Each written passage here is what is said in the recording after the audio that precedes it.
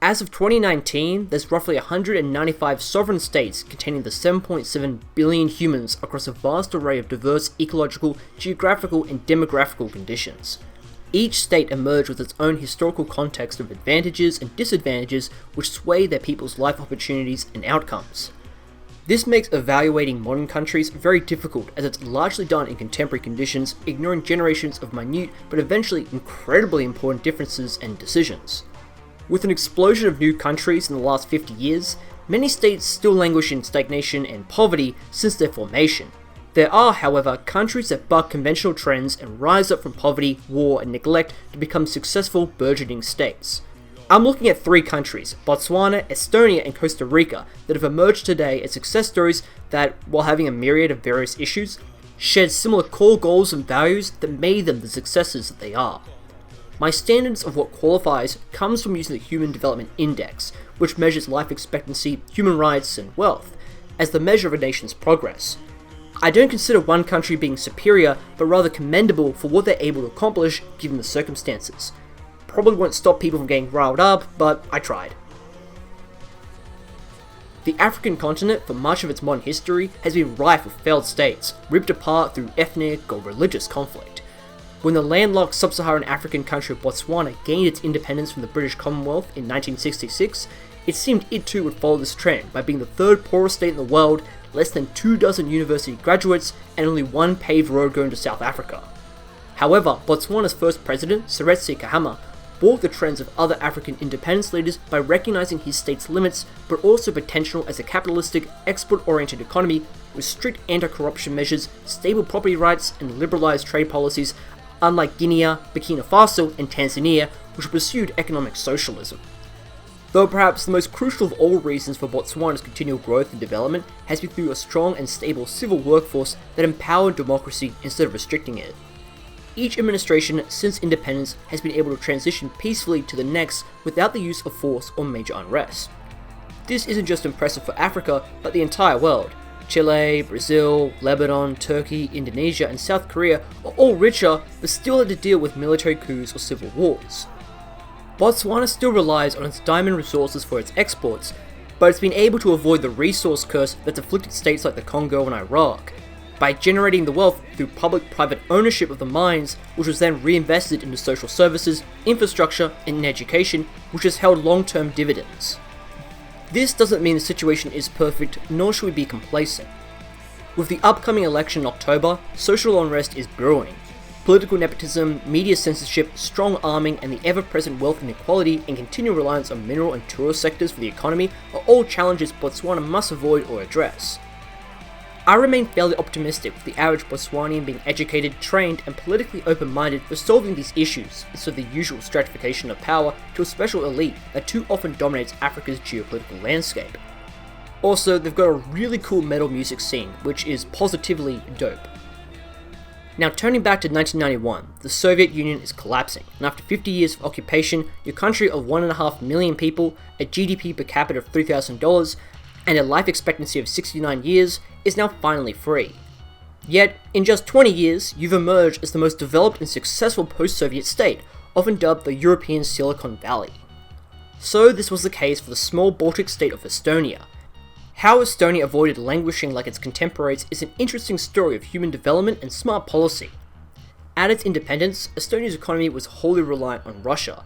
Its infrastructure was shabby and wholly backwards, and only 1 in 2 Estonians had a telephone compared to the near-universal coverage in Western states. The Prime Minister at the time, Mart Laar, looked at the minuscule population and sought to maximize its utility, comparable to that of Lee Kuan Yew in Singapore. The focus of Estonia will be its information and communication technology, capturing the burgeoning power of internet and the e-commerce market.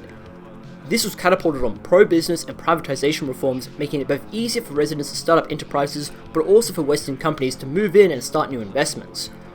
By the late 90s and early 2000s, every school was supplied with computers, every student was taught coding, public Wi-Fi was made available, and numerous social services like voting and taxes are completed online. Estonia has much more to show off than the fastest internet speeds and number of startups per person. It's also demonstrably proved the capabilities of small states outpacing much larger ones.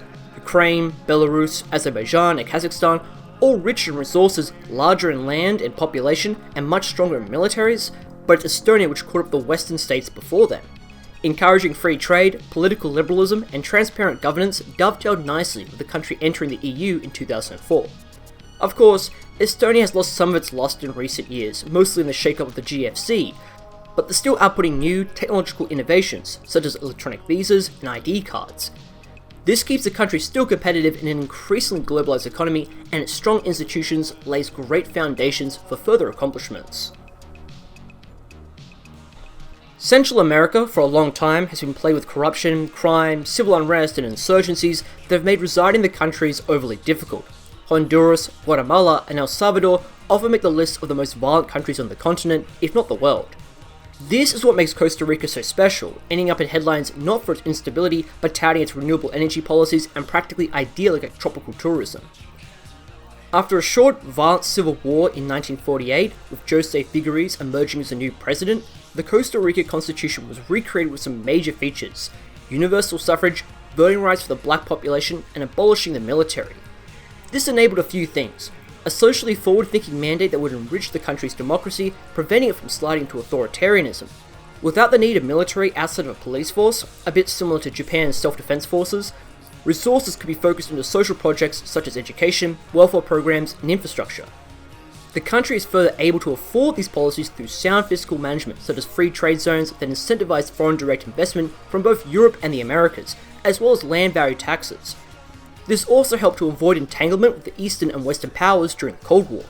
Economically, Costa Rica recognized the limits of agricultural production, so made steps over the decades to diversify their industries. These include electronic components and circuitry, medical services and technology, and a large tourist trade that utilizes the country's vast ecological wonder and safety for visitors. This has managed to occur without major loss of biodiversity that's so often associated with national development, thanks to legally enforced ecotourism and regulations that have placed Costa Rica as one of the leaders of environmental policy. Costa Rica's main issues aren't really surprising. Deficits and increased public expenditures continue to put pressure on the government's books, and the instability of its neighbours means civilians are caught in the crossfire. Despite these troubles, Costa Rica maintains its comparative stability and history of democracy through limits on power of the president, independent electoral oversight, and a large Congress. The ruling and opposing parties are then incentivized to cooperate rather than playing mavericks. The country, if it maintains its balance, is likely to achieve a very high standard of living and a benchmark for other neighbouring states. So generally, what is the purpose of these breakdowns? Each of these countries demonstrate the power and the overwhelming value of good systems of government, smart pragmatic change, and socio-political incrementalism. Instead of rushing forward a populist message that might solve the current issues, or doubling down with the status quo and leaders digging in their heels, gradual reforms by meritocratic leadership have historically produced the best outcomes for citizens. Countries like Botswana, Estonia, and Costa Rica, separated by mountains and oceans of geography, history, and ethnology, start off unfairly disadvantaged, but still can arise as vibrant states. We should look to them not just as outliers, but as guides and examples to help raise up poor societies into self-fulfilling allies and tackle our own domestic needs and problems.